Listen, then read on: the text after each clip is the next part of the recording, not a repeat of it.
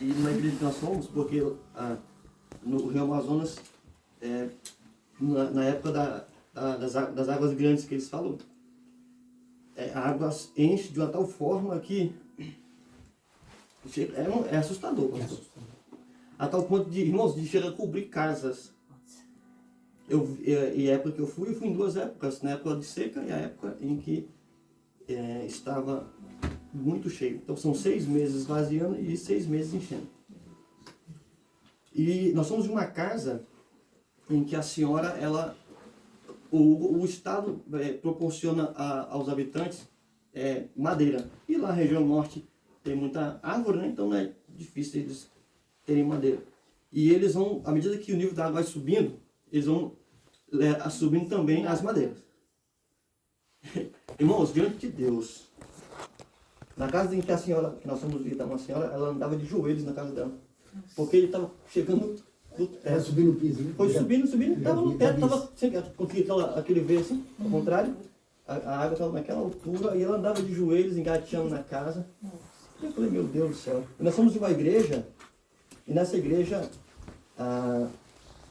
o pessoal tirava os tênis e os sapatos para entrar na igreja, porque o nível da água era rente à entrada, eles chegavam nas canoas e tirava o sapato e entrava pro culto, e eu entrei de descalço. Primeira vez da minha vida, eu falei, meu Deus do céu. Situação nova, né? Experiência nova. Aí eu lembrei que agora. Na hora de carpete igual isso aqui, pastor. Bonito, né? E confortável. Mas... E os irmãos adorando, louvando a Deus, independente do... Não é o local, nunca foi o local, né? Se a estrutura é bonita, ou se é uma casa de uma pessoa assim, comum, porque o rei dos reis nasceu em uma estrebaria. Exatamente. É verdade. Então nunca foi a estrutura, sempre foi aquele que está. Porque o encontro que nós aqui é que faz com que a presença do Senhor esteja conosco aqui. Então, louvamos a Deus pelo espaço que a irmã Vanusa nos proporcionou nesta noite. E uma vez ter os irmãos aqui. Estar com os irmãos também. E achou, diga amém, Neemias capítulo 2. Neemias 2, versículo 1 e 2 diz bem assim. No mês de Nisan, no ano 20º do rei Artaxerxes, uma vez posto o vinho diante dele, eu o tomei para oferecer, ele o dei. Ora, eu nunca antes estivera triste diante dele. Ora, eu nunca antes estivera triste diante dele. O rei me disse, por que está triste o teu rosto, se não estás doente? Tem de ser tristeza do coração. Então temi sobremaneira. Somente esses 2 versículos.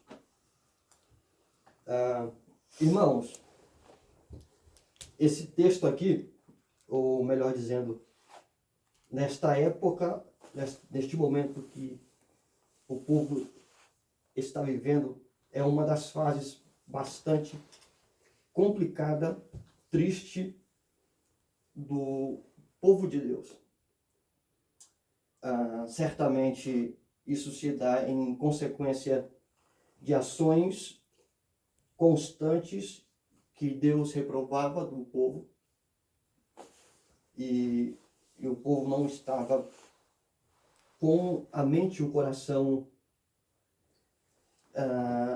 pensando em consertar a postura. A grande verdade, e resumindo, é um castigo em consequência da desobediência que o povo viveu por um certo período. E o profeta Jeremias, no capítulo de número 25 do seu livro, ele está diante do rei Zedequias, e diante do rei, ele começa a fazer um discurso. E nesse discurso, ele libera uma palavra profética, uma profecia. E a profecia que Jeremias libera é uma profecia de castigo. A palavra que o profeta liberou, a sentença do céu que o profeta verbalizou ali, era dizendo que 70 anos o povo viveria sob cativeiro. O rei, ele se sentiu ofendido, porque além do cativeiro que viria, o profeta também disse que o rei iria ser entregue na mão do rei Nabucodonosor. Então ele se sente atacado pessoalmente. O profeta, ele é esbofeteado, ele apanha na ocasião, mas a mensagem que ele entrega era uma mensagem de Deus. Era uma mensagem que o Senhor pôs no coração de Jeremias para falar. Então, o rei gostando, o rei achando ruim ou não alteraria, porque aprove Deus tomar aquela postura. É verdade. Havia a necessidade de uma correção, e a correção nunca foi uma característica de um Deus terrível, rancoroso, mas muito pelo contrário, de um Deus amoroso. Porque a Bíblia diz que ele corrige a quem ele ama. É verdade. Aleluia. Então o profeta, ele libera esta palavra, ele apanha, ele é levado sob cativeiro e ele vive o momento, ele acompanha os acontecimentos e o cumprimento da profecia que ele liberou naquela ocasião.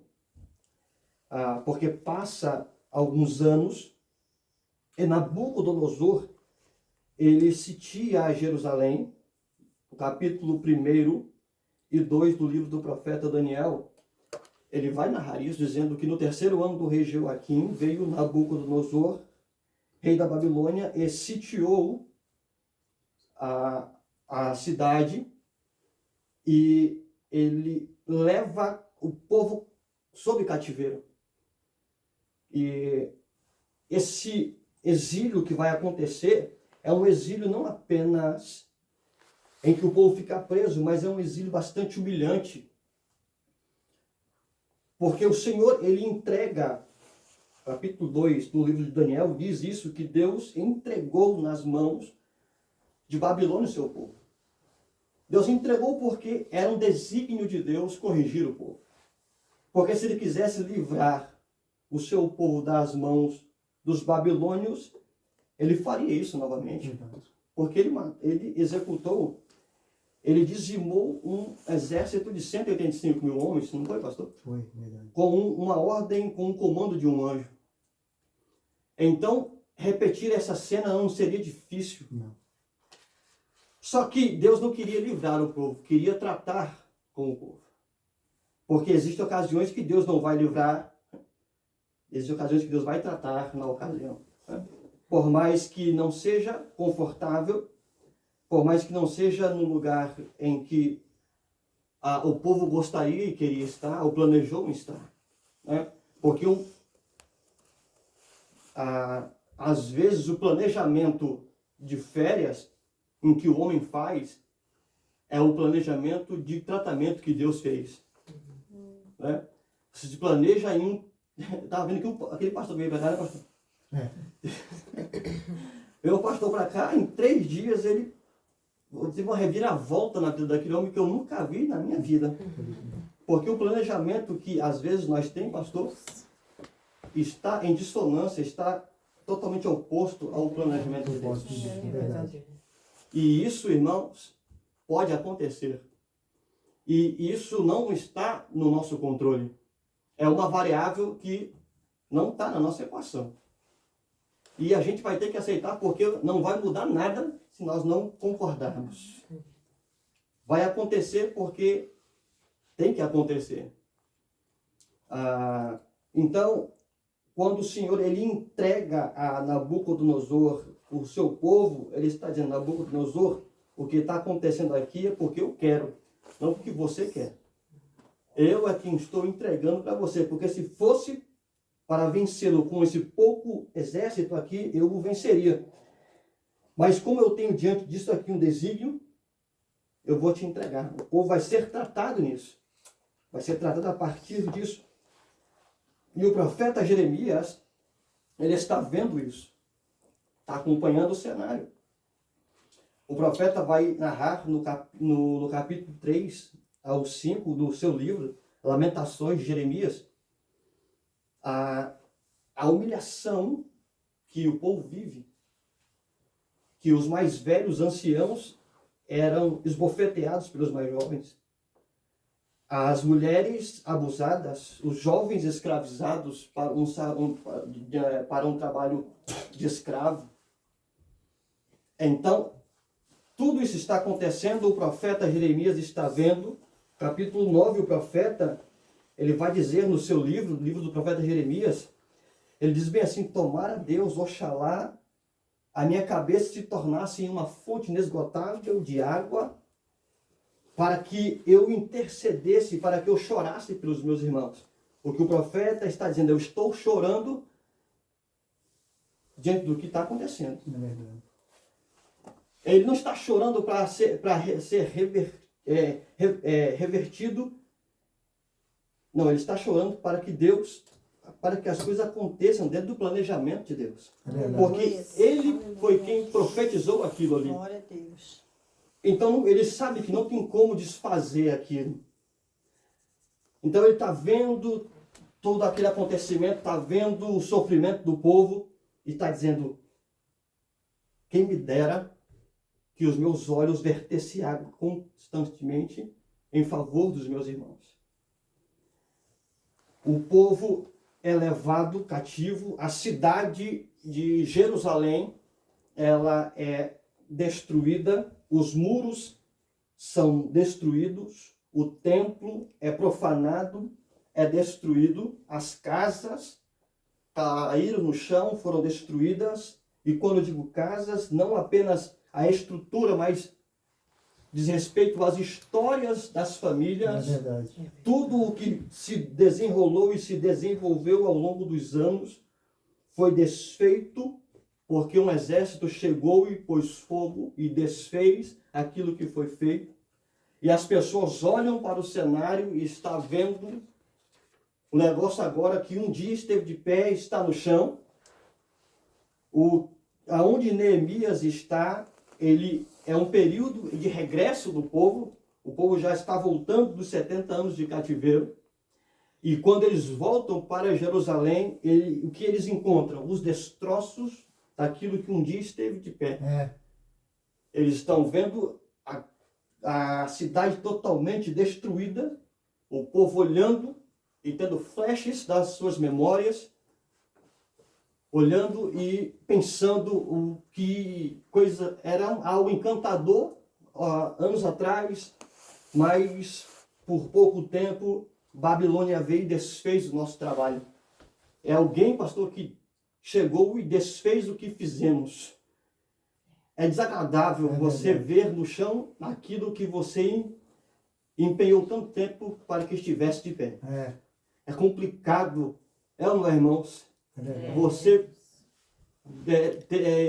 investir anos, décadas para ter aquilo e por questão de horas está tudo na lona, está tudo no chão, tem mais nada de pé e o que você vê é os destroços. E você caminha nos destroços do seu investimento, do seu dinheiro, do seu tempo, do seu espaço, da sua vida, e você entende o que fazer diante disso.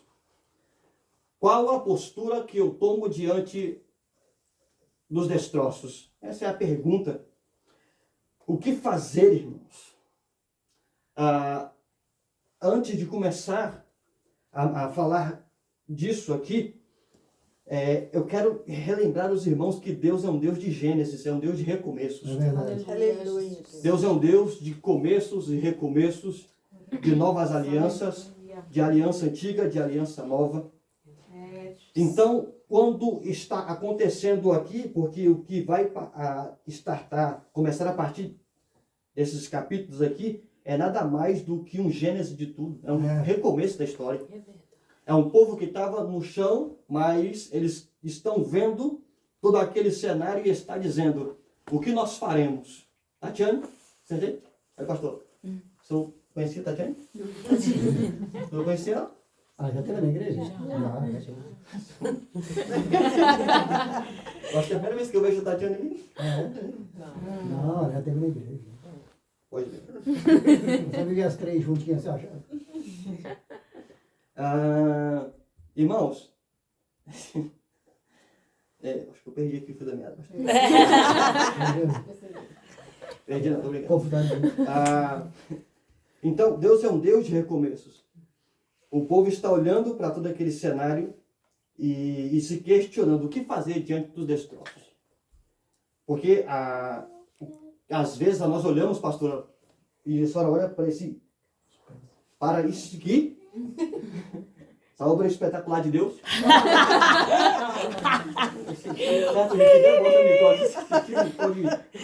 A minha risada malvada vai ficar aqui no vídeo. E o que nós vemos é isso aqui.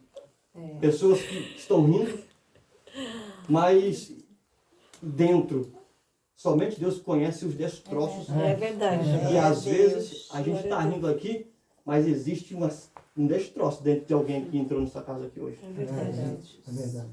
E o que nós vemos? Os risos. O que nós vemos é esse momento bom que o estar junto e em comunhão com os irmãos é proporcionado, como diz o salmista, como é bom que os irmãos vivam em união. Mas somente Deus conhece o estado de destroço que talvez você enfrenta. É verdade. E você se pergunta, o que eu vou fazer diante disso? Diante desse destroço que eu estou vivendo? De ordem emocional, de ordem financeira, de ordem espiritual, ou de qualquer aspecto que envolva a sua vida. E você não sabe o que fazer. Você se sente encurralado. Porque é o cenário que o povo estava vivendo. Estava diante de um monte de destroços, literalmente falando. Olhando e vendo. Ela pensou, a minha família morava naquela casa ali. Os outros. E a minha naquela. Mas agora não tem mais nada. Ficarem ali se lastimando e chorando não ia fazer com que as casas voltassem. Ficar parado e chorando, irmãos, murmurando e reclamando, não ia colocar aquelas casas de pé novamente. O que fazer é procurar uma solução. O que fazer é você entender que se tem que recomeçar de novo, então é o que vai ser feito. Porque se você não fizer nada, vai permanecer do jeito que está. Vai continuar. É verdade. É verdade. Se você não fizer nada, as coisas não vão se mover sozinhas. Faz-se necessário, o quê? Você entender que se eu ficar parado, não vai. Porque no começo das coisas, Deus estava atuando. O texto diz que o Espírito de Deus se movia sobre a face das águas. É verdade. Glória a Deus. E a Bíblia diz que a terra era sem forma e vazia. E se é sem forma, não está dizendo que era uma obra encantadora. É verdade. Não era uma pintura extraordinária. Era algo que você olha e diz, o que é aquilo ali? Eu não consigo dizer o que é. Mas Deus estava lá, pairando sobre aquilo que não tinha forma. Dizendo, não tem forma, mas eu vou dar forma. Né? Olhando para o cenário e dizendo, não tem, assim, não consigo ver nesse momento aqui uma beleza, mas ele sabe que tem jeito de mudar aquilo ali que aparentemente naquele momento não tem. É verdade. Porque a gente não vislumbra apenas o agora. com base na fé, e a Bíblia diz que o servo de Deus, ele não vive pela vista, mas ele vive por fé. Nós estamos nos reunindo aqui na casa da minha sogra. Glória a Deus. Mas em um tempo não distante estaremos em uma igreja. Com certeza. Glória a Deus. E o que é isso? Isso se chama fé, irmãos. É verdade. Eu sempre digo esse texto, porque é um texto muito bonito de Jó 8:7, que diz bem assim: porque na verdade o teu princípio poderá ter sido pequeno, porque tudo começa pequeno, É verdade. mas o teu último estado crescerá sobremaneira. É você entender que existe um processo, Aleluia. que as coisas começam pequena, reunião com pouca gente, e as coisas vão encaminhando, e a bênção de Deus, Aleluia. que está sobre os homens, Glória. que estão confirmadas com o tempo, vai acontecendo. Amém. E quando diz, o Deus diz que ele confirma as obras das nossas mãos, de acordo com o Salmo 90, versículo 7, o texto está dizendo: eu estou confirmando as obras desse homem, quer dizer, você está trabalhando, eu estou te abençoando. É verdade. O que aqueles homens vão fazer? Eles vão trabalhar para colocar o negócio de pé novamente. É o que tem que ser feito. Diante do cenário em que você enfrenta, o que você vai fazer? Você vai trabalhar para que esse negócio mude. Você vai trabalhar para que esse cenário que você vê no chão, ele começa, em o nome do Cristo ressurreto, se reerguer novamente. É verdade. Porque alguém Glória a Deus. especialista em reerguer o que está quebrado, pastor, É verdade. Glória a Deus. é aquele que nos fez reunir aqui neste lugar. É, Deus, Amém. aleluia. É ou não é verdade? É verdade. O pastor citou de alguém aqui que estava acabado, mas hoje ele é um testemunho de Glória a mudança, de Deus. transformação, de Aleluia. libertação Glória e a de uma Deus. nova vida a partir de Cristo Jesus. É, Deus, aleluia. Então, esses homens que estão diante do cenário totalmente lastimoso, totalmente complicado aqui, eles estão olhando e estão dizendo bem assim: se ficarmos aqui parados não vai mudar nada, mas se a gente começar a se mover e procurar uma solução, pode ter certeza que as coisas tomarão um rumo diferente. É. Aleluia. Eles não resolvem. Quem resolve? Neemias é quem resolve. Eles vão atrás de Neemias. E Neemias está onde? Neemias está no palácio. Neemias é copeiro do rei. E Neemias nunca estivera triste diante do rei. O versículo diz isso. Ora, eu nunca estivera triste diante dele. E Neemias, ele é acionado por aqueles homens. E quando eles começam a dizer para Neemias como é que está o cenário de Jerusalém, Neemias fica assustado. A um ponto de algo que ele nunca fez antes, ele fez, que é ficar triste diante do rei. Ele fica internamente comovido por aquela situação, porque o povo está vivendo sob uma profunda humilhação e desprezo. Tudo no chão. O que Neemias faz? Ele tem uma programação, ele tem um planejamento e ele tem uma iniciativa. Aleluia. Aleluia. Porque ele sabe que se ele se planejar, ele não vai gastar, ele nem vai perder tempo, não vai perder dinheiro. Se ele se programar, ele não vai ser uma pessoa que não sabe para onde é que ele vai. Verdade. Neemias é um homem que é bem articulado, é um homem que tem visão, é um homem que tem uma missão. Porque se você não sabe para onde ir, não sabe o que fazer, você vai gastar tempo, vai perder dinheiro e você vai ter muito mais trabalho para resolver aquilo que você precisa resolver. Mas Neemias, ele já é uma pessoa que sabe o que deve e precisava fazer. Quando ele está no palácio e ouve isto, ele se dirige às pessoas necessárias, pede ao rei as permissões necessárias e se dirige para aquele lugar para mexer nas estruturas e começar a reconstrução.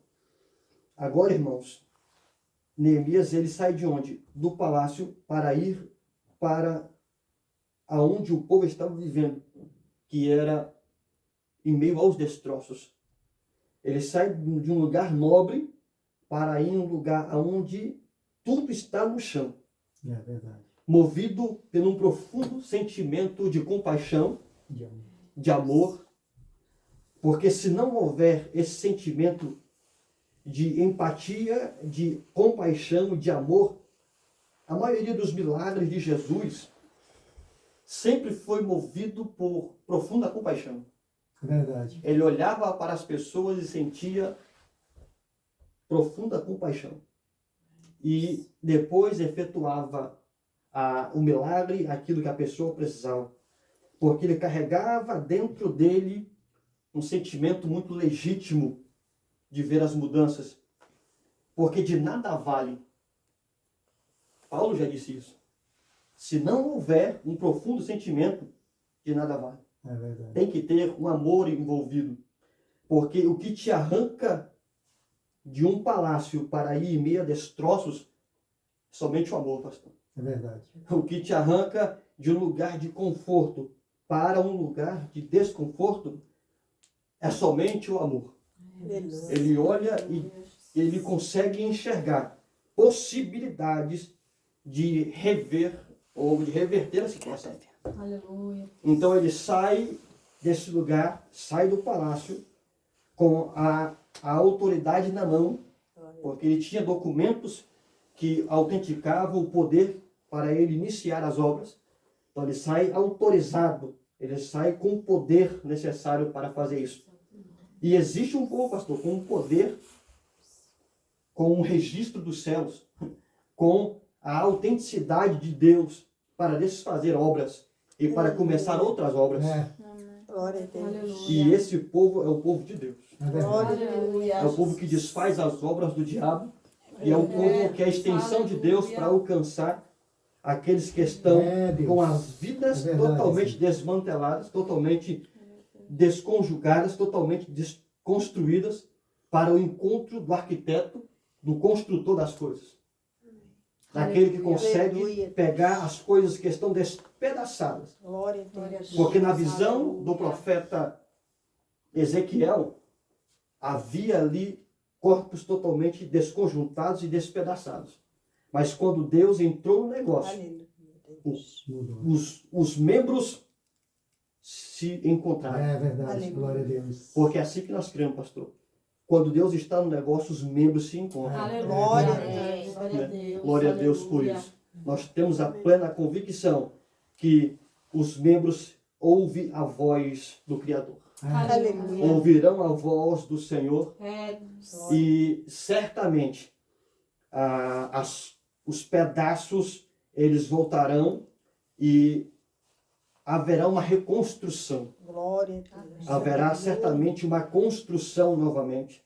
Haverá certamente a ação de Deus, a obra de Deus sendo feita. É verdade. E nós cremos que isso se faz através daqueles que entendem que nós temos um documento, pastor.